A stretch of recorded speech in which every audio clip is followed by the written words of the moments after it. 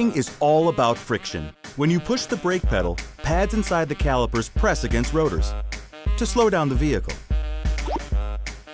Fact is, over time, all brakes wear out. When this happens, you may feel grinding, a squishy pedal, or steering wheel shudder.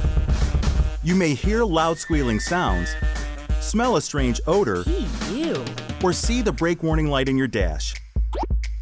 You may not notice any signs. That's why routine inspections are key to safe braking, and they can save you money on costly repairs. Don't let your brakes get to the point of metal on metal.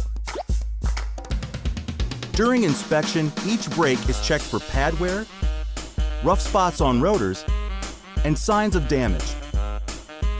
In some cases, rotors can be resurfaced to save money. Service intervals depend on your driving habits, operating conditions, and vehicle type. Remember, original genuine parts fit and perform best. And check your brakes every 10,000 miles or once a year, whichever comes first.